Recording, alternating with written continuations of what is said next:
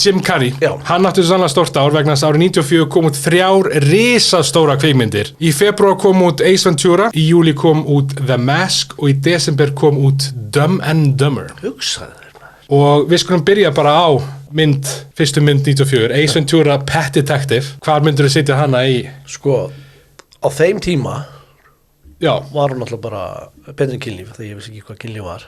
En ég var bara að horfa á hana aftur fyrir viku eftir 2 vikur síðan. Svo þetta svona transfóbía. Já, það aðalega einmitt. Það ekki allt sem eldist mjög vel, sko. Nei. En þú tala með rassinum og Já. kom á klósettinu, do not go in there og bara Like a glove. Já, fullt, þetta er klassik. Þetta er bara mjög hátt uppi. Segja frábær? Já. Frábær. Þá er það næsta mynd, Mask, The Mask. Það er líklega svo Jim Carrey mynd og bara eina af þeim myndir sem ég séð oftast yfir afina. Já. Hún og Batman Forever líklegast. Já. Ég átti hana á spólu, sko, og það hún var bara í daglegu rotationi. Já. Og ég horfa á hana þú veist, það er kannski 5 ár síðan, í fyrsta skipti. Já. Bara þá.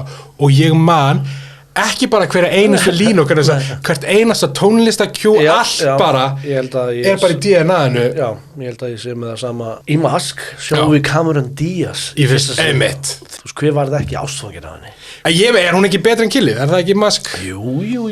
Hver annar í heiminu getur leikið. Þetta er bara, þú veist, hann er bara teiknum þetta fígur af aðeins. Ég meina þeir reyndu með Jamie Kennedy og það gekk ekki eins vel. En eins og við nefndum áður, Dumb and Dumber. Já, hann sýndi líka í Dumb and Dumber, getur verið góður leikari. Já. Þegar hann er þú veist, I'm just sick and tired. Hann alveg dregur mann inn í atriðið og maður bara vorkir hann svo mikið, hann er svo, þú veist, og alltaf besta bara að hann var svo sára að hann, þú veist, fór að kúast. Já. Þú veist, svo brilliant höll, sko.